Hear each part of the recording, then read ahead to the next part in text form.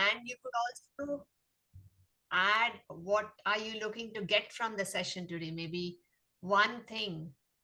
So if you want to add where you're joining from and what is one thing you want to get from the session today.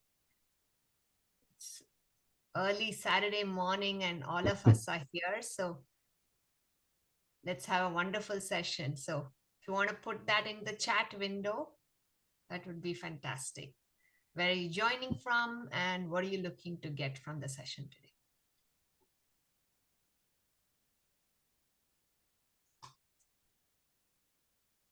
Okay, Preethy, you're the host now. And the recording, I've stopped live streaming.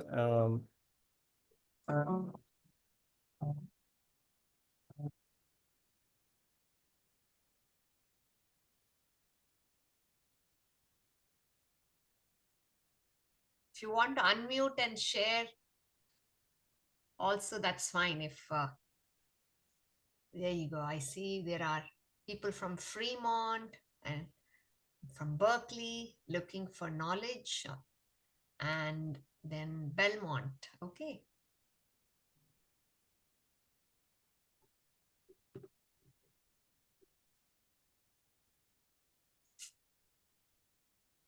Should we say one more minute, Preethy? 1 more minute, yes.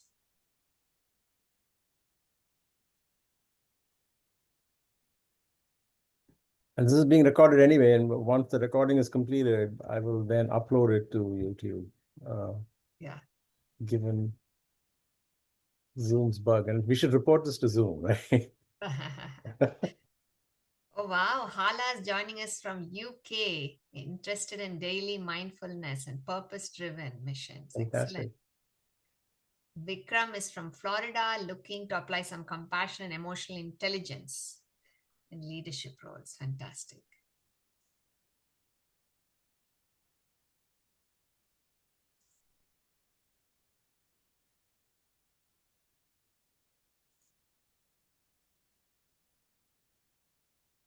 All right, Prakash, we can. Should we get started? Yeah, let's get started. And good morning, good afternoon, good evening, wherever you're joining from, folks. This is Prakash Naren. I'm in the leadership team of ATEA, American Tamil Entrepreneurs Association, and ATEA is pleased to be partnering with Art of Living and the Art of Living representatives here to host this webinar. So the idea of this webinar, the idea came from the Art of Living folks, is to be mindful about all of us in this AI world are, and of course, Preethy will give a more detailed introduction. But what intrigued me is all of us are moving at this incredible pace, and we're not taking an opportunity to step back and evaluate and look at how our leadership, all of us are in leadership positions, so how the pace is impacting our leadership. So that is the purpose of hosting this webinar, to educate us, to elevate us, and to inform us. So ATEA has been around for, just a show of hands, you can raise your hand if any of you have heard of ATEA before this. Of course, the speakers cannot. So ATEA has been around for 10 years now. It was founded in 2015. And let me get a show of hands if any of you have heard of TIE, the organization called TIE, TIE, the Indus Entrepreneur. Again, you can use your virtual hand raise. So TIE is an organization founded in Silicon Valley to foster entrepreneurship, right? And it was founded in 1992, so over 30 years ago. And the idea was to provide mentorship, possibly funding, most importantly, guidance and mentorship, right, to startups and help them along the way. So, and TIE has now grown to 67 chapters around the world. And you might say that TIE has impacted or generated $1 trillion worth of market capitalization from among the startups in its ecosystem. So given that it has 67 chapters, yes, it's big. So the focus of ATEA was to be a tributary into TIE to help primarily the underserved, if you will, youth and women entrepreneurs, to help them get started, provide the same kind of mentorship in a smaller environment, and then have them flow into TIE. So that was the intent of forming ATEA in 2015. So we now have chapters across the country in, in Chicago, in New Jersey, in Philadelphia, in Delaware, Dallas, Seattle, and now Atlanta. So we're a growing community, and we are hosting webinars like these. So what I'm going to do now is play a short video. It's a 1-minute video that talks about ATEA. So I'm going to share my screen.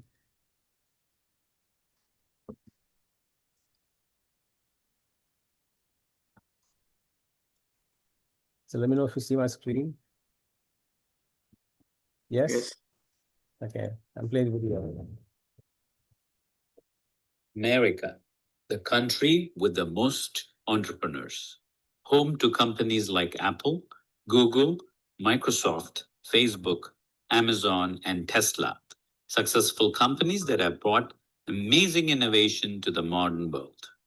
The American Tamil Entrepreneur Association, or ATEA, is home to those Tamil professionals who have left their homes behind and migrated here and found success as entrepreneurs and leaders in technology.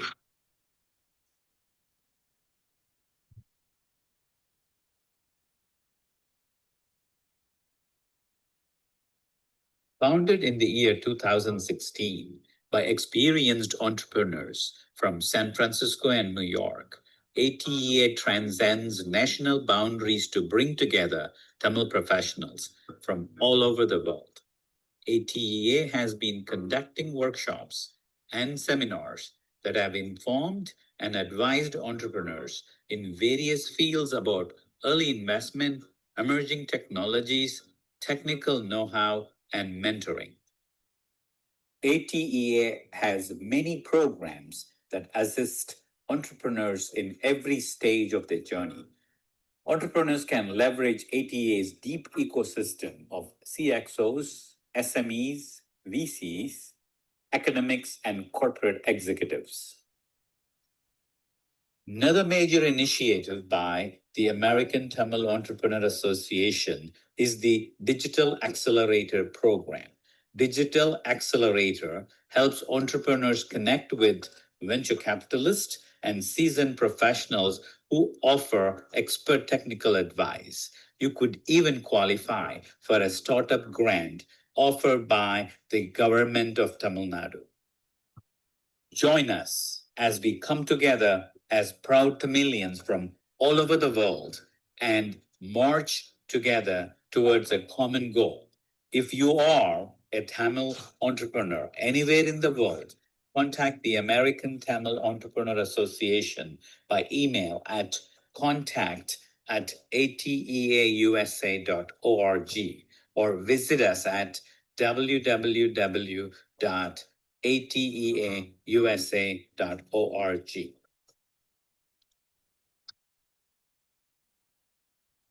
America, the country with the most entrepreneurs, home to companies like Apple. Okay. Hopefully that was informative. I'm going to now hand it over to Preethy to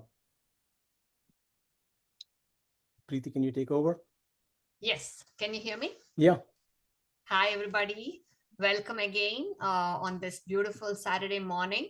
My name is Preethy Padmanabhan, and I am representing the Art of Living Foundation.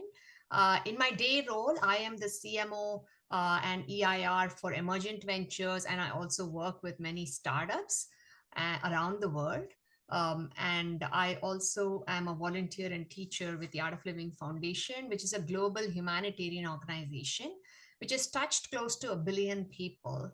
So I'll play a short video about the art of living and we will continue from there.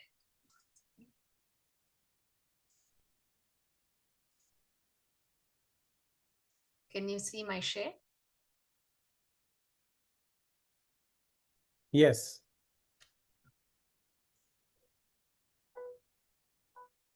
If the nature of human beings is compassion, solidarity, and love, then why do people behave like this? Stress, traumas, lack of proper education. A stressed mind makes a person aggressive. Aggressive actions generate more violence. Like a virus, violence infects the whole society. The first step to revert this process is to eliminate stress and negative impressions in people's minds. There is a simple and effective way to achieve this. The International Association for Human Values has developed programs based on breathing techniques, meditation, and education in human values. These techniques were created thousands of years ago, and they have been adapted to our times for the benefit of humankind. The objective is to learn how to solve internal and external conflicts, manage our emotions, and eliminate stress. Live life with enthusiasm and joy. Students, entrepreneurs, government officials, individuals deprived of freedom, people from all religions and walks of life have eliminated the stress, insomnia, anxiety, and depression. They have felt a revitalization of their human values. Thousands of people who experience the positive effects of these programs have become leaders in their communities and work together towards the same goal, contributing to the peace and well-being of society. The International Association for Human Values and the Art of Living Foundation were created 30 years ago by Shreedhar Shankar with a vision of achieving a disease-free body, a stress-free mind, and a violence-free society, the birthright of every human being.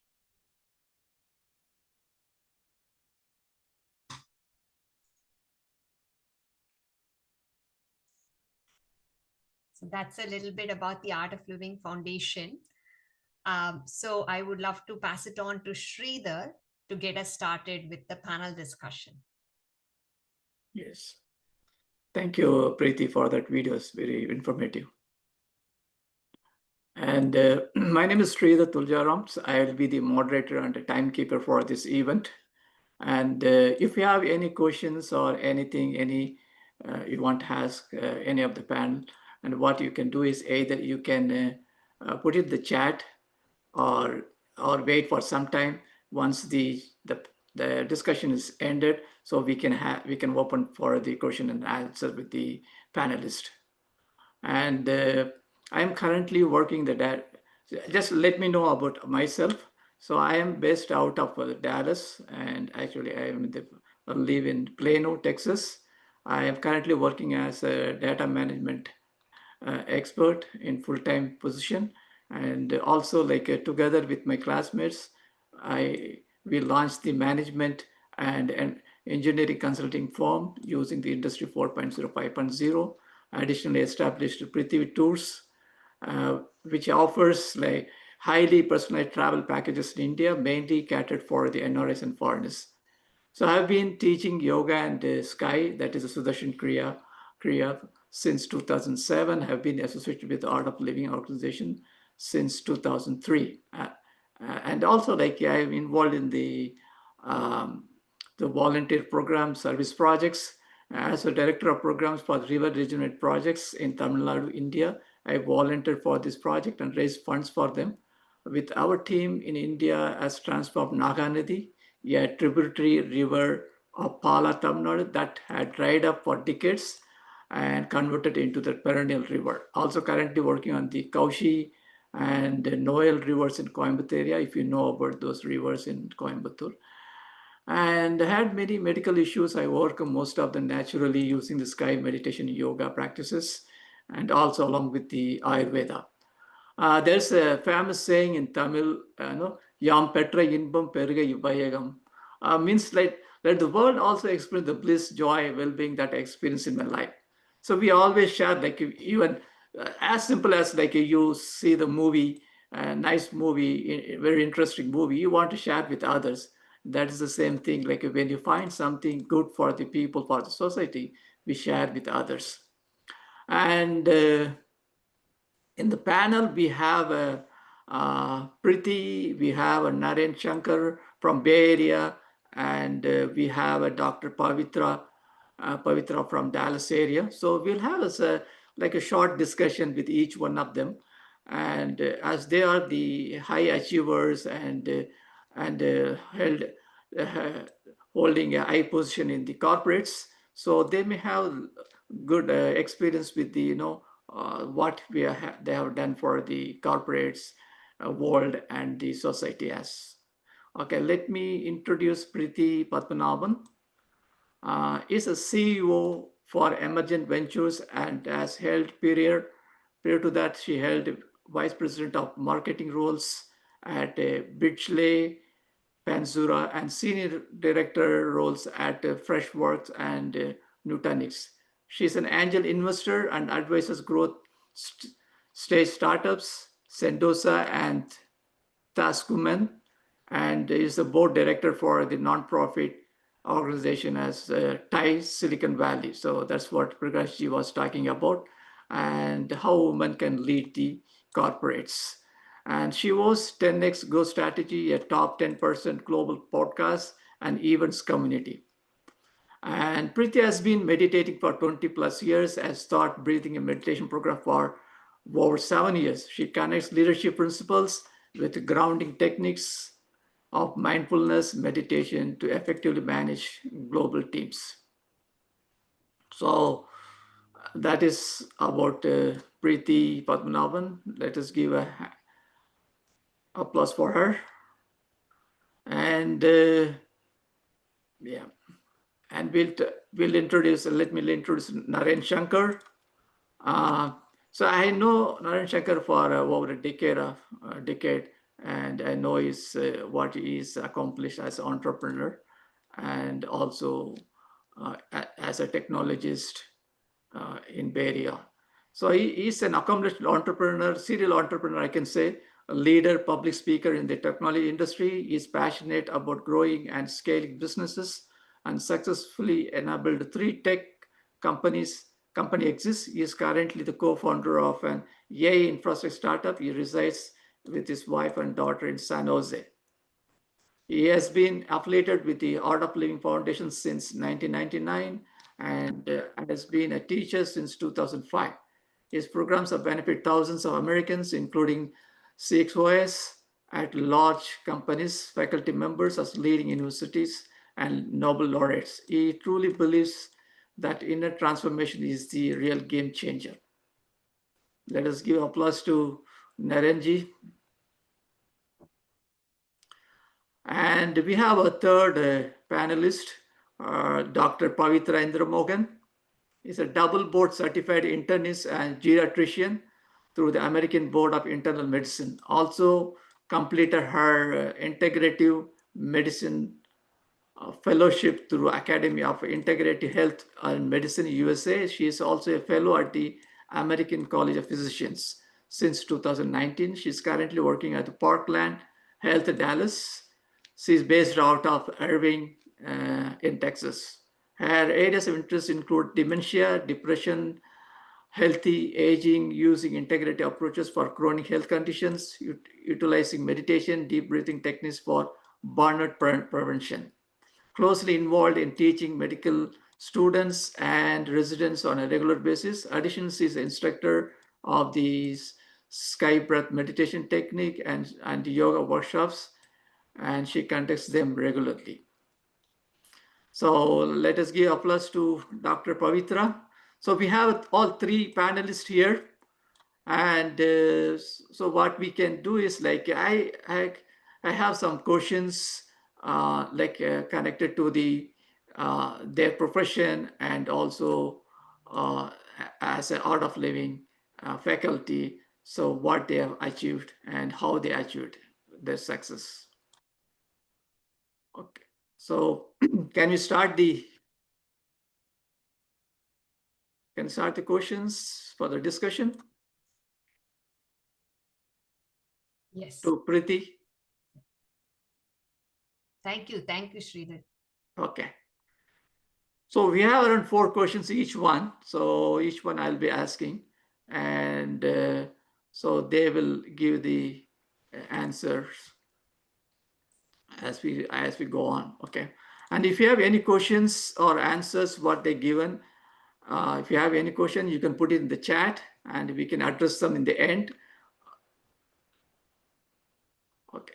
So Preethy, you have started your career as a software engineer, then moved to product management and product marketing.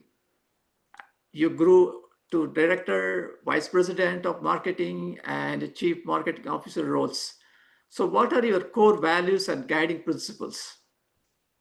Thank you. Thank you so much. So my core values have started with creating impact. I believe in thinking about what impact does each action that we do have on, say, our own family, our workplace, our community, and also on myself, right? Starting with the impact is very crucial that I have had as a value. And the other value I have is focus on innovation, right? So how do we innovate, and how do we improve ourselves, grow ourselves through the innovation, as well as grow the company and team, right? So impact, innovation, that leads to growth, personal growth, professional growth. That is those are some of the key principles that I have actually observed in my career. Thank you. Thank you. And the second question, tell us more about your experience with meditation. Why did you explore practices and how did it help you to become what you are today? Yes. And so I actually was very fortunate that I was introduced to breathing and meditation techniques at an early age. I was in my early 20s. I had just come into this country, and it was a challenging time because both from the different cultural changes and the changes being away from family. I moved from India to the US, and a new environment. And I was introduced to the art of living back in early like 2001. And what I recognized right when I first started the meditation technique, what we call as the sky meditation or Sudarshan Kriya, is I realized that it helps me to completely clear my mind. Every morning, it helps me clear my mind, and it helps me get fresh for the day, right? And that was very important for me as I pursued more challenging roles. And I can see that in the chat window when we asked the survey question or poll question, what are all the different things that cause stress? Typically, we have stress in work, we have stress in health, we may have stress in relationship and in finance, because overall we want to have all of these four elements. And some of us might have more other stresses, but primarily we find that these four areas tend to be causing the most stress. And I found that whenever I was practicing regularly the meditation practices, I was able to handle the stress across all these areas, and I was able to be very sharp and mindful and actually take things forward. That's perfect. Nice. And the third question, you also wear multiple ads as a podcast and even host for 10x growth strategies, board and advisory roles in nonprofits and startups like a TIE, on how women can lead and invest in Sentosa, Taskuman. And you are also an art of living teacher. How do you juggle these multiple roles and responsibilities? So what is your secret recipe? Yes. One thing I want to mention, right, in this day and age, and now we're in the age of AI, we have to really keep track of so many different things. And all of us, we know that at any given day, we have to manage ourselves, manage our family, manage our work commitments, manage something in the community. And as I was building my own abilities, what I realized and what some of my mentors had also told me was that your ability to be present, to be 100% in what you're currently doing, will really make a difference. And that's something I've been able to practice. And that's been possible because of my focus on breath. Because we cannot breathe for yesterday or tomorrow, can we? We can only breathe for now. And so I come back to the present moment with my focus on breath. And that helps me to be 100%. For example, as a mother, it's constantly, I am, wondering what my son is up to. It's natural, right? And then when I'm at work, if I'm thinking of my son all the time, then I'm not able to work. I'm not able to be an effective person, an employee. Same thing, if I'm with my son or my husband, and I'm actually only thinking about work, then they will not feel that I am there 100% for them. So that is my secret. And of course, like meditation again comes back to that. And how do we aspire to be 100% in what we do? That would be my one big takeaway. Okay, thank you. So what are the key strategies you recommend for someone looking to grow their career? I have something called the 5S for success. It is something that I coined a few years ago. It's a very simple way of process. I really believe in simplifying complexity in life, right? So first, starting with self-care, because that is the core. Unless we take care of ourselves, we won't be able to take care of anything else in the world, right? Self-care. The second is self-awareness. And I really take time to invest in that, understand my strengths, understand what are the gaps. Now, again, like, with all these changes in the environment, which are constant, we always are going through changes. We need to keep evaluating and assess ourselves, right? As I was growing through my career, when I went from one role to another, and as I got from like director to VP or VP to CMO, I had to look at what were some of my gaps and work on it. So self-awareness. Third is seeking help, like seeking help from mentors, sponsors, peers. Oftentimes, and I don't know how it is for the rest of the folks in this webinar, but I found it very difficult to ask for help. I would always offer help, but I found it difficult to ask for help. So I had to really learn, how do I actually do both, right? So that was the third thing, seeking help and getting that set of people who are my mentors and sponsors to then champion for me, right? And then fourth is stretch, right? The fourth S is stretch, right? We are currently doing a certain role or have a certain responsibility. Can we stretch a little bit? Can we like push the boundary? Can we step out of our comfort zone just a little bit? And can we then expand and stretch ourselves so we can do more? And then we can take more responsibility and become more powerful, right? So that's the fourth. And then the fifth one is to smile. Oftentimes, we go into, say, new environments, we go meet people, and if we have our smile, then they will most likely come and talk to us first, right? And so how can we be relaxed? How can we have that presence and have that ability to connect with people, right? So those are my 5S. I'll put it on the chat window as you start talking to others. So that's my simple 5S. Thank you, Preethy. So that was really good. Good to know about you and your success story. Okay, so the next panelist is Naren Shankar. And I have known Naren for a decade now. I'm amazed about his energy and multitasking ability in running the many projects in parallel. So I have a few questions to him to about his secret of energy and how he deals with stress and in handling multiple projects. Yeah. So are you ready, Narenji? Okay. Yeah. Okay. So you have navigated significant growth and changes in your career, And could you share a personal story about how you have stayed centered, resilient while leading through transformation, and this has shaped your how this has shaped your leadership approach? It's a great question. The I can think of a few examples in corporate life, but maybe I'll share an example from a mix of corporate plus personal, right? So I think this is back in 2014, where I was working at VMware. I was like the head of a fairly large division there, and things were great, right? I mean, it was one of those companies that was in its heyday at that time.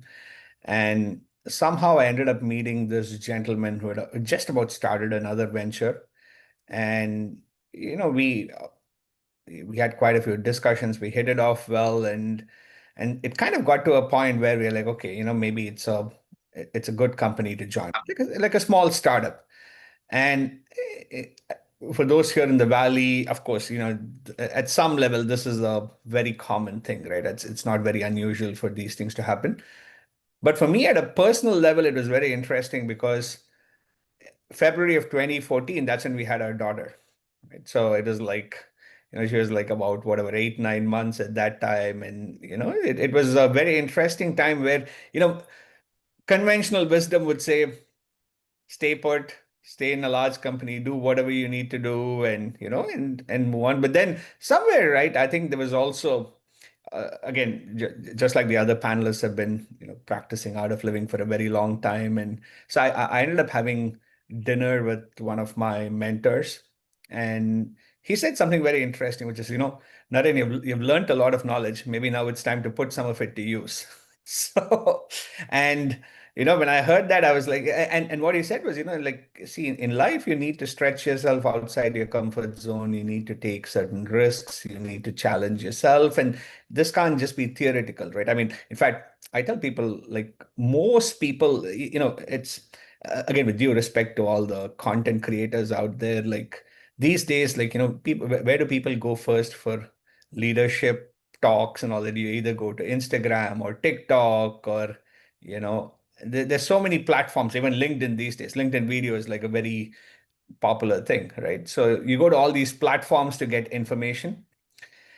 And if that information was super useful, we'd have 8 billion leaders in the world today. Okay, let's just maybe 6 billion leaders in the world if you discount kids, right? So, but we obviously don't see that, right? Because information doesn't produce transformation, right? I mean, we consume a lot of information thinking like, okay, I'm going to do this. You have the 7-point program for success, the 9 steps you follow for this, the 25 things you do.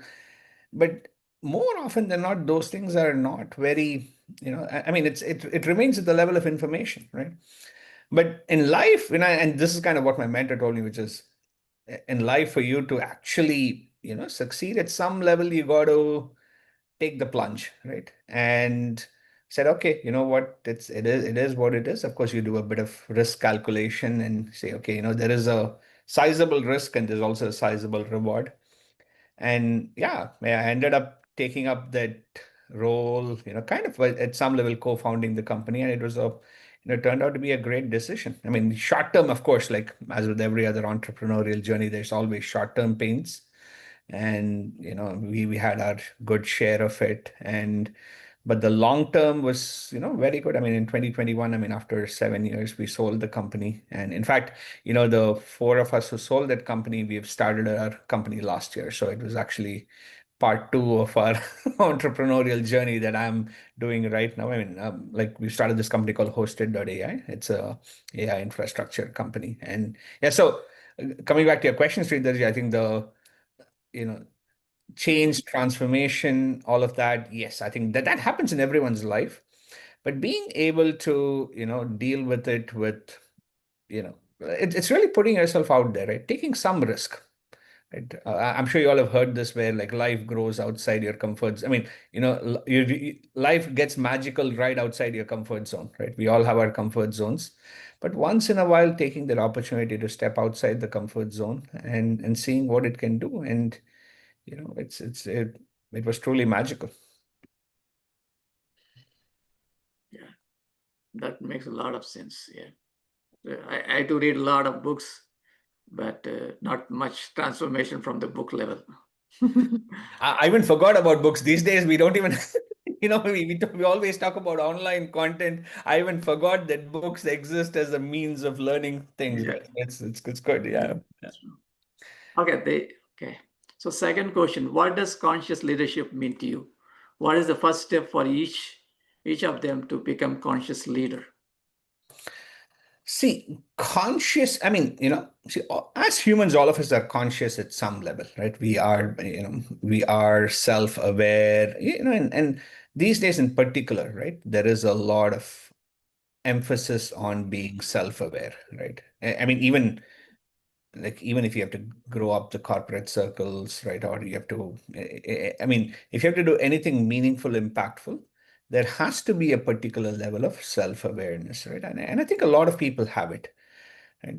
But I think the one thing that personally, I can just share from my experience is, when people say conscious leadership, I really think it's like, people, there's two ways to look at it, right? Like leadership from the outside in, where you're actually, leading something outside and there's certain things on the inside for you. Or there is leadership from the inside out, right? Which is somewhere deep within you manage to inculcate certain qualities within you, and that projects to the outside world, right? And usually, in my experience, like leadership from the inside out is way more effective because you end up walking the talk. Many times, I'm sure we've all met leaders in our companies, in our organizations where, in these, let's call it as your town halls or, team meetings, right? They put up a facade, right? People put up a facade where it's like, oh, and again, with all due respect to everything, in corporate America, you're trained to put that facade, right? There are PR relevant talking points. Preeti, you're a CMO, you know all this. Like there is a very there is almost like a curriculum to be in front of the camera. There's a curriculum to actually speak in public, and there are talking points of a company. And don't get me wrong, of course, you obviously need to respect those, and I think there's a reason why those exist. But if there is a difference between what you say and how you portray yourself in the public domain and what you do, which is, like when you deal with people one-on-one, when you actually are, it's many leaders talk about servant leadership and all that, but somewhere, I think when the employees interact with them, they don't feel that, right? It feels more like a, what do you call it? Like, people say there is this inverted pyramid of leadership and all that. I'm sure you all have heard all these different things over the years, right? But what is it that a leader can genuinely do? And that comes from within, right? When you actually genuinely care for people, when you genuinely have, compassion from within, and you're able to, portray that in how you deal with people, then people see that, right? And that to me is conscious leadership, right? Which is leading from within. And the way to get to conscious leadership, in my experience, is just meditation, right? Meditation, breath work, because, somewhere, right? See, the most, the more, like these days, people may say with AI, we're trying to solve this, we're trying to solve that, we're trying to make, I'm sure you all keep hearing about artificial general intelligence and all that. But for me personally, I think you know, understanding one's mind, understanding one's emotions, understanding one's purpose. I call it the inner world. Mastering the inner world is not that easy. It actually takes quite a bit of, it takes a bit of, let me call it as effort, right? And that's where meditation actually helps, right? In fact, like at Art of Living, I think we teach all these breathwork meditation programs. And the reason why people, in fact, like the reason why it's so popular is like people actually see the change from within, right? When, I'm sure you've heard a zillion times people tell you, oh, don't get angry, don't get stressed and all that. But are we able to actually not feel that, right? Are we able to from within? We are not able to, it's on the surface, people say, oh, don't be angry, but deep within we are boiling, isn't it? It's our emotions, our mind, our intellect, these are all very complex entities, right? Understanding the complexity within, that is possible only through meditation and breath work. And I think I would encourage every leader to actually, we spend all time on dental hygiene, right? It's like we talk about dental hygiene, like that there's mental hygiene where as a leader, we are able to, cleanse our mind every day and almost like operate from a clean slate, and having the right tools and techniques for that, I think is super important. Shreedharji, you may be on mute, I think you're. Shreedharji, I think you're on mute here, probably. Okay, sorry. Okay. So how do you deal with office politics? It's not limited to the office. I say the politics is everywhere. 2 people get together, 4 people get together. There's a politics everywhere. So how do you deal with that? And tell us an instance or 2 most difficult conversation you had to have with your boss or anyone at work. See, I think you said it right, which is, doesn't matter large organizations, small organizations, startups, where there's people, there's politics. Right. So it's like, where there's differences of opinion, where there's, and humans are wired to think differently. I mean, it's very unlikely that 2 different human beings would think the same way, right? It's very, very unlikely. And also I think a lot of it comes from, like, going back to what I said, which is, at different phases in life, people go through different challenges. There's different things that drive their thought process, and we really don't know how people show up, right? I think it's to me, in fact, I tell people, right, it's like you can predict a lot of things in this world. You can't predict your own mind. You can wake up in the morning and, like, you wake up in the wrong side of the bed your whole day. You probably are carrying some grumpiness with you, right? And more often than not, what I've learned over the years is, like, people actually come to work, create politics, create these stressful situations. Somewhere deep within there, they're carrying that from somewhere else, right? Eh, If you observe, like, when do we tend to lash out at people, or when do we tend to, try to, like, navigate the political way and all that? It's somewhere there's a bit of insecurity with it, right? There's either insecurity or there is some kind of, let me call it as, like, stress that we are carrying, right? And we don't know how to express it. And somewhere, like, we try to navigate it I'll stick with politics. I'll leave these other emotions out. From politics is somewhere, it's, at some level, I mean, I know this may sound very direct, but it's a fact, is politics at some level is driven by insecurity, right? I think. And what can make people secure? Obviously, I think, like, having the trust of people around you. I think that's something, like, for example, if your boss trusts you, more often than not, what people see is, like, when they see that their management chain actually trusts them, they tend to be less political, right? And I think it's a two-way street, right? Workplaces need to create the environment where employees feel like you know they are being trusted. That's one thing. But at a personal level also, it is important to operate from a space of trust, right? And I tell people that more often than not, the world is a reflection of how we see it, right?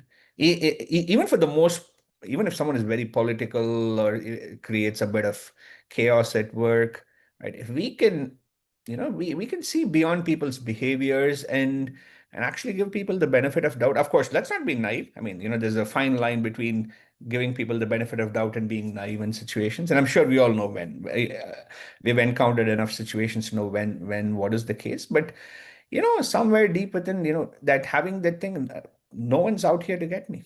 No one's out here to, like, uh, judge me, or, like, at the end of the day, to be honest, I always tell people, like, the one thing we care about so much is people's opinions about us. But the hard truth is, people don't have time to think about us. If you look at our own lives, what do? We spend most of our time thinking about us. I'm not spending, like, my hours thinking about you, Shreedharji, or Preethy, or Pavithra. I'm not thinking about you guys. I'm thinking more about me, right? So most people spend their life thinking about themselves, and we then portray, oh, this person has this judgment on me, this opinion on me, and we make our whole life so complex, right? So kind of going back to what I shared in the earlier point, a lot of these cobwebs in the mind, that's what I call it. These are real cobwebs in the mind which prevent people from, really reaching their full potential. Again, meditation, breath work, all these things solve it. And I mean, like I've dealt with a lot of I mean, I'm sure all of us have, most of you here are leaders in some capacity. We've all dealt with a lot of politics. For me, the number one solution to dealing with it is kind of operate from a clean slate, right? And every day when I wake up in the morning, I mean, I do my breath work, my meditation. And when you go and when you do that, when your mind is a clean slate, in fact, it's not even a clean slate, it's like a mirror. You're able to reflect what the other person's position is, and you're able to see it, right? And then when you have the right, like in life, there's three things, right? There's perception. When we're able to perceive things correctly, more often than not in life, we do not perceive things correctly. We perceive the world with our colored vision, right? If we're able to perceive things, we're able to observe things closely, then our expression also changes. Yeah. And I mean, I can think of a lot of examples. I don't want to bore you all with details, but I just thought of sharing the essence behind politics and how to deal with it, right? It is self-reflection. It is these three things: perception, observation, expression, and having the right perception by operating from a clean slate, which is cleaning our own consciousness, cleaning our own mind and seeing things as they are, right? Being able to perceive things as they are, then you're able to, like for example, if someone says, okay, this car is red, right? And the car is blue, there's a difference between our perception and what is reality. And that is what actually happens most of the time in the world. The delta between our perception and reality creates all the conflict internally, it creates all the chaos internally and on the outside too. Anyways, yeah, good. Yeah, thank you. So that's a good guidelines you gave, like is start the day with a clean slate. That takes care of a lot of issues. Okay.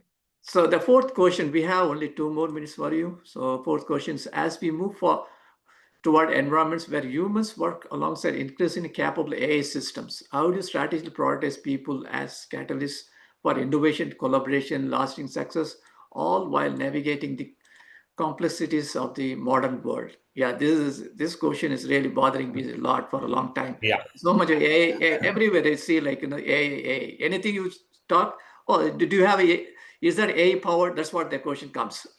Yeah, no, it's a great question. Last year I was actually at this conference, this NVIDIA conference. I got to meet Jensen in person, and I think he has this very famous statement, right, which is AI is not going to take your job, but a human who uses AI is going to take your job.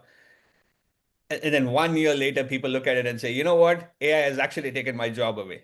So there is, I'm sure you keep every day you keep seeing all these layoffs and all that. And see, at the end of the day, yes, I think, back in the day when calculators came in the mix, back in the day when the manufacturing production line came in the mix, right? I think every major innovation is going to create disruption, right? I think it is up to us as to how we embrace it, right? I mean, one can live in denial, saying, you know what, it's not going to change things, it's not going to impact me. But somewhere deep, all those people who have been living in denial are probably the ones who have been impacted the most, right? And in a year, I mean, and this is moving at a very dramatic pace. I mean, I stay in the core of this industry, right? I mean, in fact, what we do at our company is like we call it as the in the gold mining era, like the people who actually made money were the shovel sellers, right? So it's like we are in that business of like creating infrastructure for AI, right? So I do see a lot of what happens in the space, and yeah, it's a fact, right? It's a fact. We've got to deal with it. But here's the thing: I think humans are way, way, way, way more capable than what any AI system can do, right? I think AI systems cannot probably get to the same level of, let's call it as emotional intelligence that human beings can have, right? I think humans are I think we have a lot of emotional intelligence. And I mean, a classic example is empathy, right? I think empathy is something that humans have, and being able to lead with empathy, being able to share with empathy, those are all things that AI systems probably will not get to. There's one more super important thing, which is humans have the ability to be intuitive. Yeah, so we all have that gut feeling, right? We have that gut feeling that, and more often than not, we know that our gut feeling is right. But, like, and how do we, again, you're probably going to hear me like a broken record on this, but how do we get to that intuition? Again, it's meditation, right? I think meditation has so many benefits, all the way from like clearing your mind to getting to a more intuitive space. And I personally think that this wave of innovation that's going on is going to actually for lack of a better word, let me say force. It's going to force human beings to look within and find what are the things where they add unique value beyond what AI and machines can do. And to me, like empathy, intuition, cognitive intelligence, there's a lot of things that humans can do, and I think it's something that humans should embrace and move forward. I think we are at a very critical juncture in the timing in the world, and in this time in the world, right? And it's time for us to all embrace that and see where humans can add most value. I mean, in art of living, we kind of say AI is artificial intelligence, but there is ways to tap into another AI, which is absolute intelligence, right? And moving from just the artificial to the absolute, I think that is the role that humans can play, and humans will obviously we all learn how to evolve over time, and humans are very good at adapting to new things. So I almost feel this necessitates the whole world to move to a deeper understanding of human consciousness. And again, I'll stop with my broken record again, which is meditation is the key. Thank you, Sri. Thank you. Thanks for the knowledge you shared. That was really good.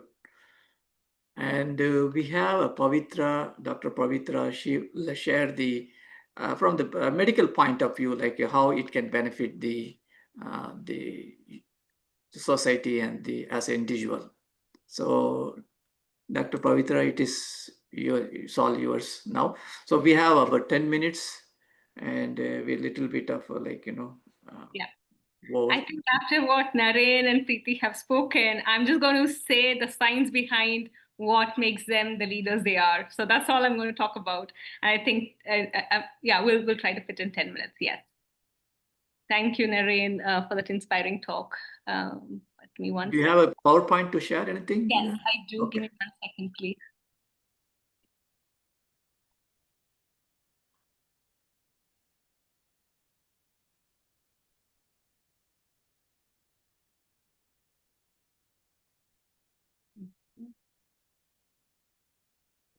All right, I'm going to share my screen now. Can you see it yet? Yes. Okay, so I'm going to talk on the science of breath, rather science of how does the brain of leaders like Naren and Preethy, how do they work? And that's what we're going to break it down. And I know it's an audience with engineers, so I'm sure you'll all appreciate this talk. And I have only 10 minutes, so I'm going to try to briefly touch upon these 5 points. One is a basic structure and mechanism of the breath, which I think is a very important basic concept to understand and later build upon whatever Naren and Preethy spoke as to how our brain works, because we're going to talk on this relationship between the breath and the cognitive brain, breath and the emotional brain, the value of therapeutic breathing in modern medicine, and finally Sudarshan Kriya and its amazing benefits. So with that start, I'll talk about the basic structure of the breathing apparatus, and breath is the most natural phenomenon that happens in our body. And again, it is the effortless process.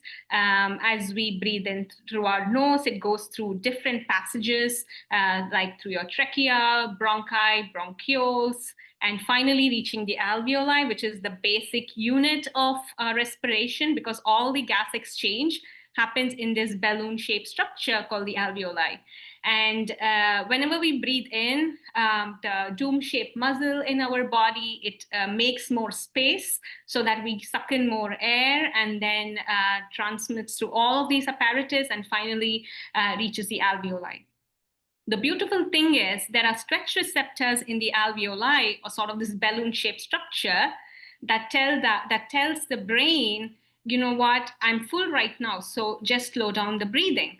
So then what happens, that triggers the vagus nerve, which is starts from the brain, and then it sends signals to your brain, to your heart, and to the rest of the body, and then it slows your system down. And this entire breath work, entire cycle of inspiration and expiration constitutes one respiratory cycle, and we humans breathe about 12 to 20 times a minute. And this cycle goes nonstop, whether you're sitting and eating, sleeping, working, whatever it is. we don't even remember to breathe, because that's autonomic, right? We don't have to make a conscious effort. And that's why it's such a beautiful mechanism of our body. And we breathe 24/7, 365 days a year, and there is no pause for that. And it's interesting to note, at any given point, we use only 30% of our lungs, and yet most of our toxins get eliminated through our breath.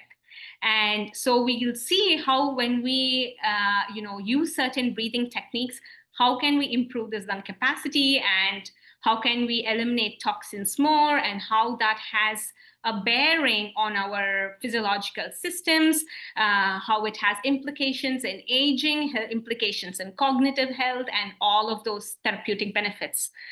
So this is, again, the vagus nerve. It's very interesting to note, when they first identified the vagus nerve, they didn't even know what it did. So vagus loosely translates to vagabond, or the wandering nerve, because they didn't know what it did. All they knew is it was the longest nerve in the body. It starts in the brain. It reaches through all the other organs, and yet they didn't know what role it played. However, with modern science, we know that it has tremendous health benefits, from slowing down your heart rate, from slowing down your breathing, from making your digestion better, just slowing your entire system. Like, I think in some instance, someone had mentioned we are living in such a fast-paced world, which is very true, because at any given point, it's either your rest and digest system that's operating, or your fight and flight mode, which is driven by the sympathetic nervous system, that's active. So every day, it's a juggle between these two systems. And the state of mind depends on which system is predominant at a particular point in our lives. Now, don't get me wrong, both systems are very vital to our function. However, the fight and flight response is a very primitive system. It's a very ancient, it's part of evolution, because that's what made us survive as a human species. So it's a very important system in our body, and it still has very important implications in modern functioning, in day-to-day lives and everything. However, when it overpowers the parasympathetic nervous system, which is your vagus system or the rest and digest system, I think that's when all the breakdown or all the chaos in your body begins to happen. We become more nervous, more anxious. It affects the deep sleep, because you're always in that panic mode or the heightened state of anxiety, where you're either about to fight or about to take a flight, right? So we are in that, when you're operating with that system, it has negative health effects. Whereas if you operate more from a parasympathetic standpoint, it slows you down and it stimulates the vagus to a much more powerful extent, that you're able to function at a more efficiently. Now, I'm not going to say too much about the vagus either, because there's so much science out there and so much biomedical devices that are trying to hack the vagus system. If you go on the internet, you'll find like 20 different mechanisms as to how you can hack your vagus nerve. So the internet is flooded with those things. So I'm not going to talk about those things. And there are so many biofeedback devices that can say whether you're breathing okay, whether your vagus is optimal, how can you make it better. So there are so many devices out there. So, but I know we have a better, a better breathing or a better practice that will do all of those benefits for us. That's a little bit about the vagus system and how it impacts our health. And coming to the breath and the cognitive brain. So up to like 20 years ago, again, we thought neurons do not have the ability to grow, right? But now with modern science, we know that neurons have the ability to grow and adapt. I think Naren was beautifully mentioning about this as well when he talked about stretching, right? So whenever when we stimulate those neurons, provide the optimal environment, then we are able to. Yeah. Sorry. Was that a question? No, I muted them. Go ahead. Okay, sorry. So yeah, so whenever brain is provided, the neurons are provided with the right cognitive stimuli, we do see that neuronal connections improve, the communication between the neurons improve, and neurons actually grow. And this is called neurogenesis, and the ability for the neurons to adapt is called neuroplasticity. And this is such an amazing concept because this could hold the key for problems that we don't have treatments for right now, like dementia or severe depression, so on and so forth. But this is the key. And for me as a dementia expert, I find this so fascinating. So it's really about getting your neuronal connections right and providing the right environment for your brain cells to thrive and keep growing. And we know that there are certain areas in your brain where these nerve cells grow more, and that's your areas of awareness, areas of memory. These have the potential to grow and provided the right environment. So far, we know that exercise definitely promotes neurogenesis, and breathing in certain breath patterns also promotes neurogenesis. Again, the research is so preliminary, but the data we have so far is so fascinating, and this is where my heart is as well. And so on the right is that picture of a neurosphere where the neurons are growing in a petri dish. So I think that's amazing. And now we talked about, stretching and adapting and all of those things. Now, how does the breath work help? How does it really work? So, we have certain areas in our brain. Again, this is not a neurophysiology class, so I will keep it very brief. But there are certain highlighted areas that I'm going to talk about. One is the amygdala in the bottom, and then on the top, left and right are the ACC and the insula. Now, the amygdala is the emotional part of your brain. This is the brain that triggers feelings of emotions like anxiety, fear, anger, all of those things. And the ACC is that ability where you stretch, you grow, right? And that sits right at that complex area of the brain that regulates your complex decision-making skills. So every time you stretch and that extra bit, your ACC grows. And this is where I think leaders like Naren and Preethy, this is how they function.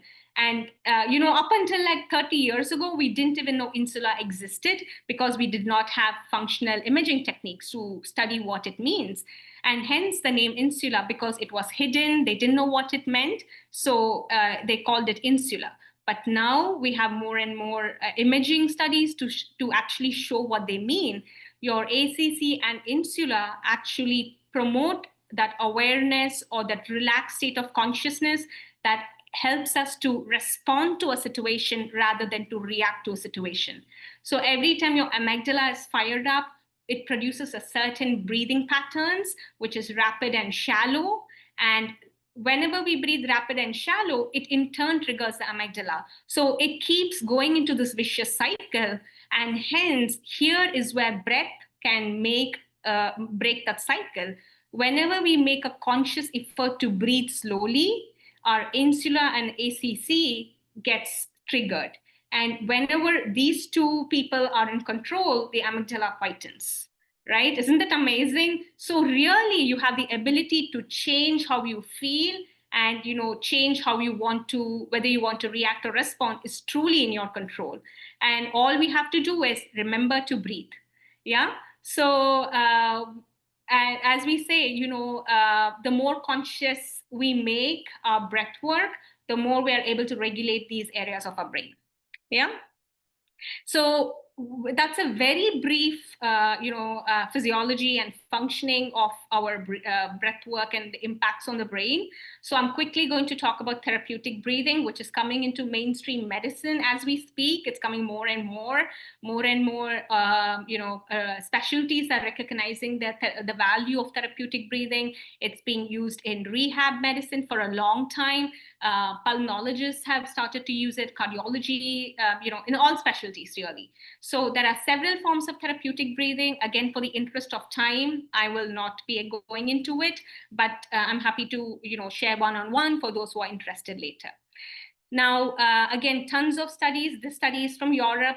How certain breath work, how do they work? And again, as you can see, breathwork has not been a newbie at all. It's been there since ancient times. It somehow feels our ancestors knew more than us when they talked about breathwork so extensively in all their modern day activities. So again, the practice of controlling your breath has been known to mankind since ancient times across different cultures and different practices. And what we do today as Sudarshan Kriya is one of the beautiful breath work that I will talk about later, but it falls under that high ventilation breath work practice. And what we know now is that when we breathe in certain pattern, like Sudarshan Kriya, for instance, or the sky breath meditation, it produces certain chemicals in your brain, and those chemicals produce certain waveforms in your brain that help us be more intuitive, help us be more relaxed and aware at the same time, and make those conscious, complex decisions. And so really, like Naren was mentioning, really breathwork and meditation is truly the magic key to what we want to achieve in our lives. And when you are more intuitive, when you can tap into your own intuition and sixth sense, I think you are making yourself a worthy competitor for AI there. I think that's truly how we should be thinking in this day and age. And again, tons of research about Sudarshan Kriya, meditation and breathwork, over 100 plus independent peer-reviewed studies showing this. It improves deep sleep more than 200%, well-being hormones increase more than 50%, significant decrease in depression rates, and significant reduction in the cortisol level. Again, cortisol level is that flight or fright response driven hormone. It's essential, but the more it is active in our body, it triggers a chronic inflammatory state. And chronic inflammatory state in our cells is a harbinger of all the chronic medical conditions that we're talking about, be it diabetes, high blood pressure, heart attack, whatever it is a state of chronic inflammation at a cellular level. And when you do breath work like Sudarshan Kriya, it modifies those cortisol levels, and in turn, it reverses inflammation. And there are studies to state that the more we reduce the inflammation, it even affects our cells at a genetic level, and perhaps we can even reverse aging. And again, I don't want to, because it's not come in the mainstream yet, but these are just the preliminary results. But I'm sure this will be the future of medicine. And the same thing, enhances deep sleep in participants. And again, same repetition of when they did a control versus participants who did the sky breath technique. You can see that enormous difference between the two for those who practice the sky breath on a consistent basis. And during the COVID times, we experimented this for healthcare providers going through burnout. And again, significant improvements in burnout rates, again, in healthcare providers. And hence now we have a robust program that is catering only for healthcare providers in America and across the world. So regular practice of Sudarshan Kriya really has such enormous health benefits. Again, starting from a genetic level to a cellular level, and then just as in day-to-day functioning in an interpersonal level, and it definitely makes us function better in times of AI and what everybody is worried about, Yeah, so that's my little, talk on the science of breath. And I'm going to stop sharing. If there's any questions, I'm happy to take. Thank you, Dr. Pavithra. That was a lot of information to digest. So most of here are mostly IT background and the industry background. So that's a very good one. Yeah, very good. Yeah. So Narenji, you want to add something to that or? Just wanted to add that I love the presentation. That's it. Yeah. Yeah, this is, so what she just told about parasympathetic and the other one, and parasympathetic. So this, so when you are like in your boss, you are arguing with the boss, or you have some problem with the boss or with your spouse, you can't fight or you can't flight that, right? You have to respond to that situation. That is where she is talking about, like, so it gives that that feeling of responding to the situation instead of like acting or reacting to the situation. So that's very nicely put up. Yeah. So what we do, like this all like information what we gathered so far. So what we do is a little bit of practice we can do for a few minutes so that you understand like how these things work actually in a practical world. So we do one breathing technique called the coherence breathing technique. It's also called a um, alternative nostril breathing, or in Sanskrit it's called Nadi Shodhana. So it is very easy to do. So I'll show you, and we'll do it for a couple of minutes. So what you do, you take your right hand, and the first two fingers, the middle finger and the pointer fingers, keeping in between the eyebrows, and the thumb will go to the right nostril, and the other two fingers, rest of the other two fingers go to the left nostril to close and open. So this two is like used for close and open the nostrils, right and left. So now we'll start the breathing. Close your right nostril, open the left nostril, breathe out from the left nostril, breathe in from the left nostril, slowly breathe in, close the left nostril and open the right nostril, breathe out. Do the conscious breathing, but very slow breathing. So try to control the breath slowly. Again, breathe in from the right nostril, close the right and open the left, breathe out. Again, breathe in from the left, close the left, open the right.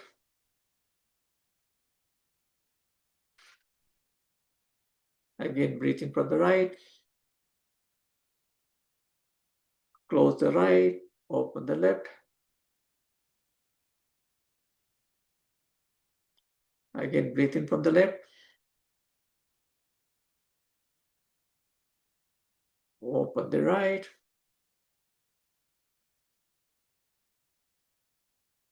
Close the right, open the left. Keep doing for another couple of minutes. Alternate nostril breathing. Keep the eyes closed now.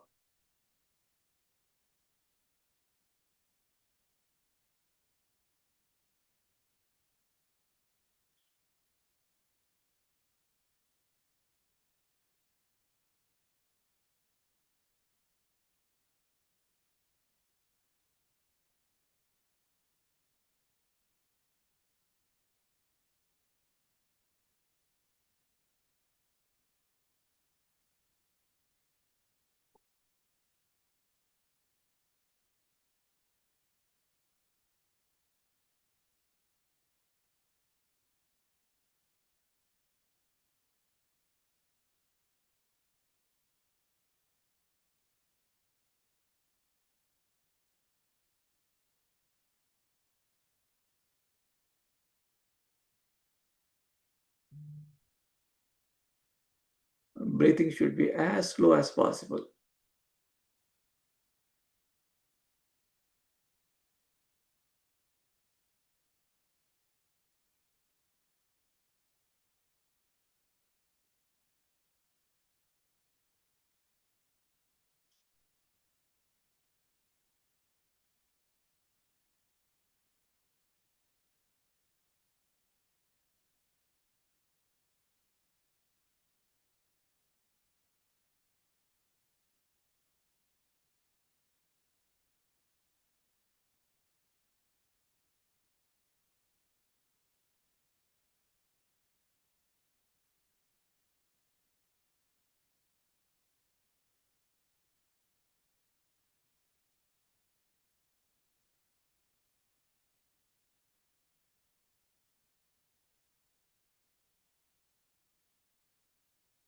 We'll do the last breathing. Close the right nostril, open the left, breathe out. Then breathe in, And complete the breathing and relax.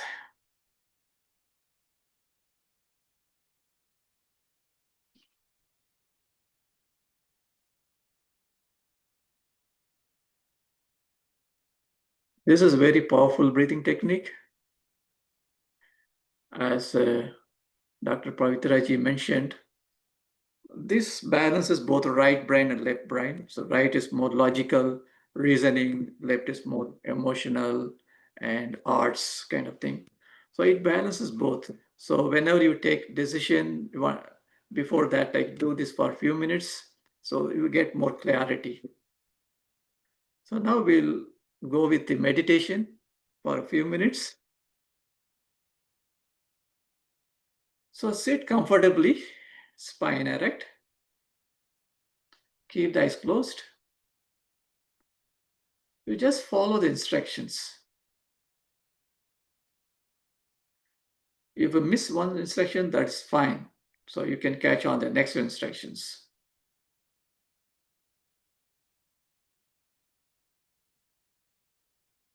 And breathe in, breathe out, relax. One more time. Take a long deep breath in. As you breathe out, relax your face muscles, your shoulders, or chest muscles. Just let it go.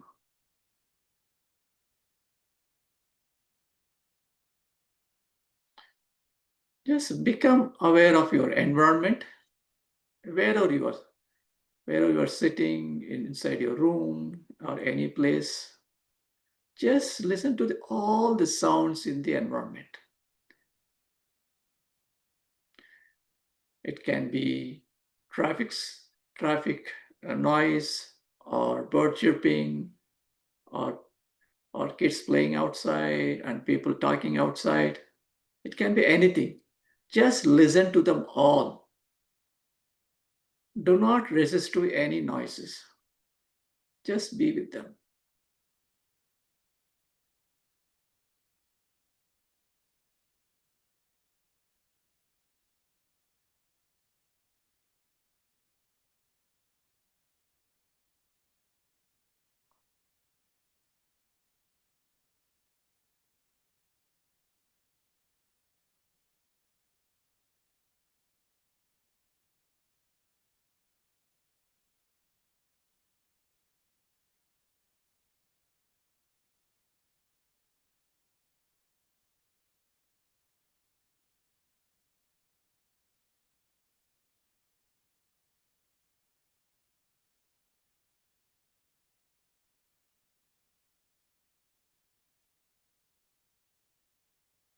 Accept all the noises in the environment. You are in harmony with your environment. Breathe in, breathe out, keep the eyes closed.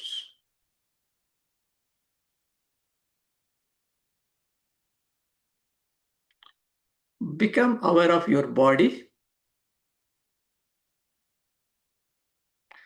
Your body is a precious gift from the nature. Honor your body. Love your body dearly.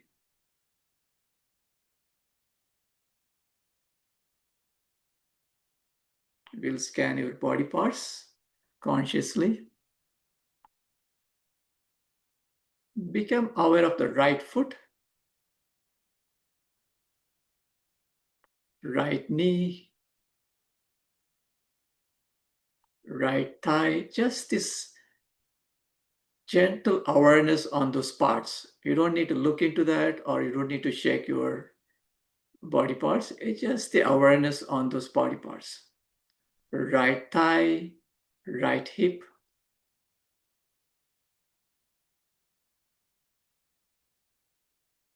left foot, left knee, left thigh, left hip,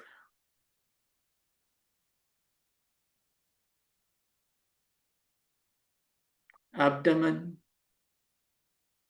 stomach, chest, shoulders, right hand, left hand,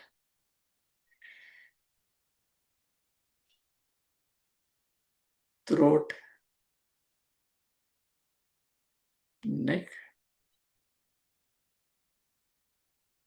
your face, your forehead, eyes, top of your head. Breathe in, then breathe out. Just aware of the whole body.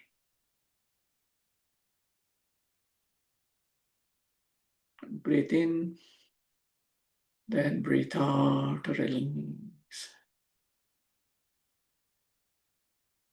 Become aware of the thoughts.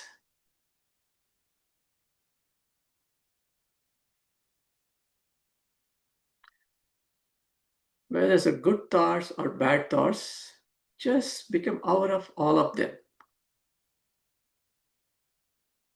as they come in.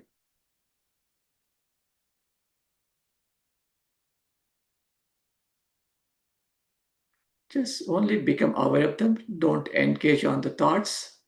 Just become aware of the thoughts coming in.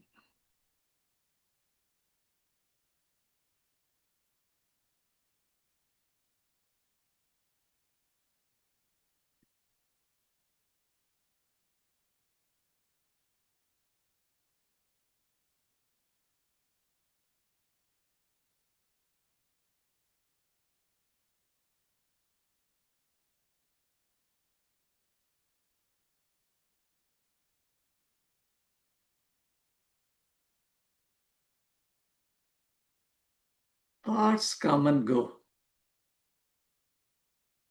like clouds in the sky. Just accept them all.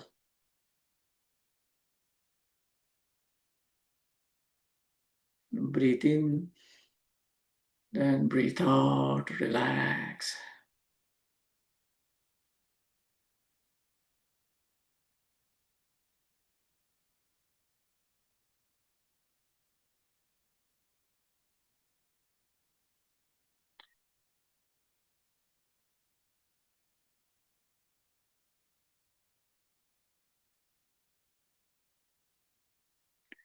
Become aware of your emotions and feelings.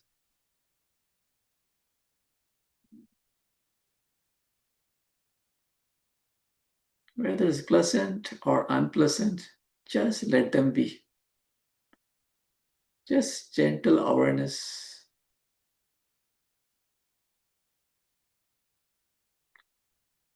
Do not push them away. Just be with them.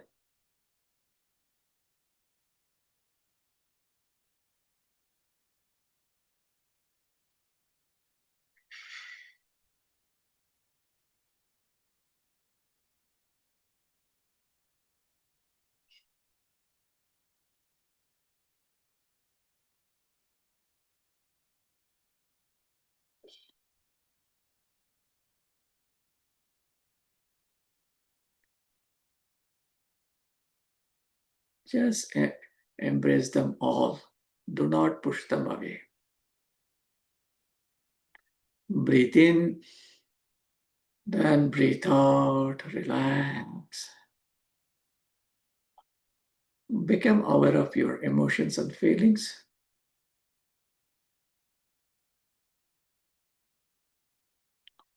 Become aware of the thoughts.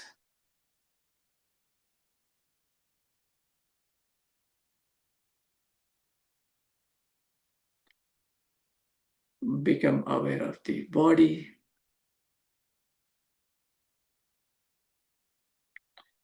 Become aware of the environment.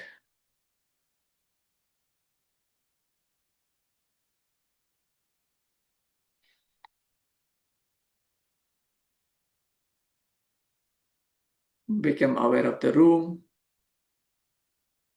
you are sitting. become aware of the surroundings.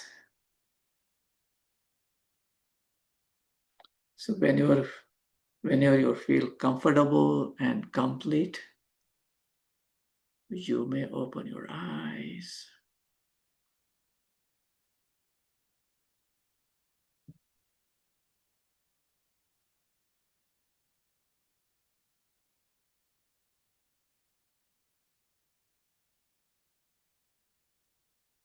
How was it?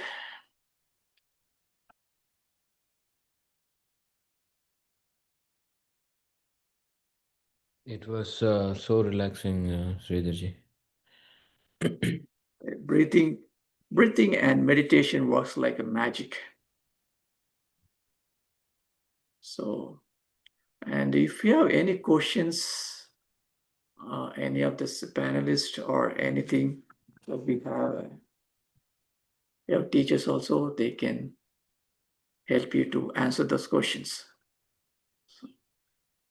So let me see your questions, anything in the chat.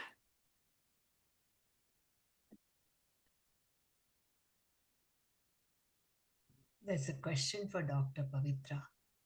You can unmute and you can also ask question if you have one. Meantime, I just go through that. Yeah, I think Sendil has asked about many of us have congenital issues like deviated septum, turbinates not right, etc. None of doctors evaluated for my kids or community at large.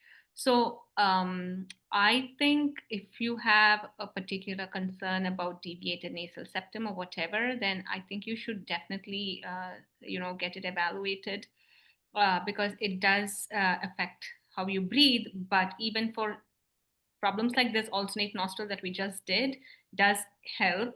Now, deformities like deviated septum is a structural deformity, so definitely we have to evaluate as to how bad it is and how much it can be rectified through non-surgical means and how much of it requires a surgery. So I would recommend get it evaluated by an ENT doctor. And none of the doctors evaluated for my kids or community at large. Is it for the same issue for deviated nasal septum that you're asking about? If that is the case, it is not an inherited condition, or so that I don't think it requires a community screening or anything like that. So if you have particular concerns and if you think your kids also might have it, then you can have them checked. But I don't think it's inherited or it's not. I don't think there is a screening for community at this point, because it's not that big a disease for it to require a community screening. It's not like diabetes or hypertension. It's so. Yeah. Does that answer your question?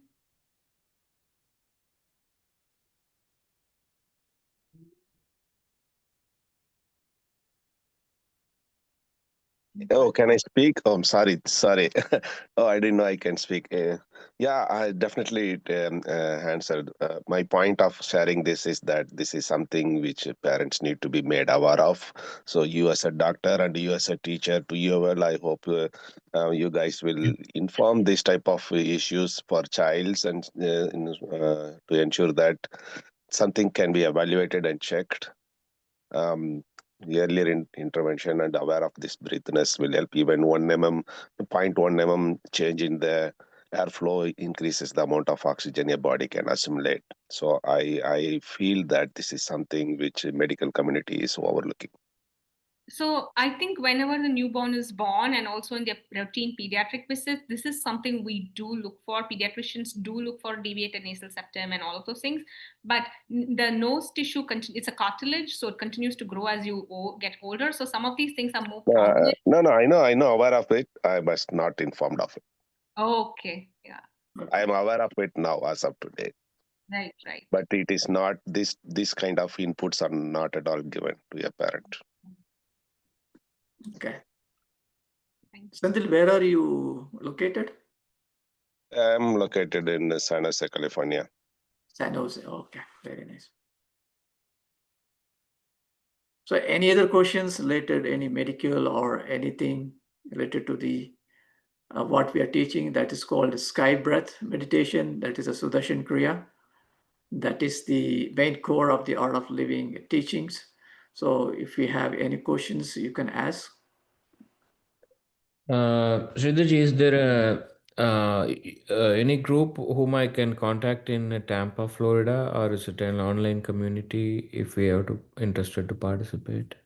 Yeah, definitely. Yeah. So I you can ping we have any one of us, and you Hey, can. Vikram, we I can- can provide you the details about Tampa contacts.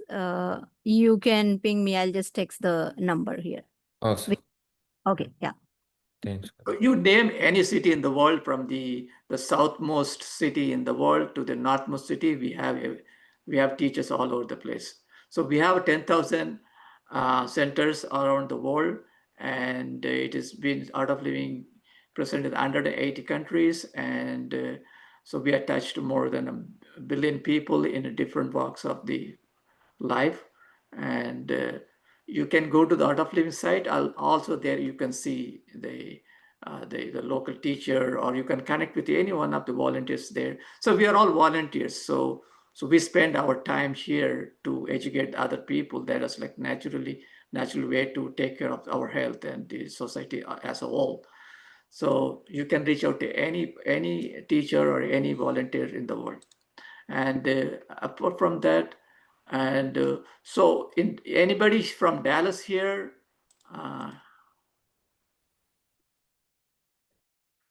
Vikram, you're Dallas, okay. No, sorry, I'm Tampa. I got information about the Oh, course. okay, Thanks. very nice. Okay.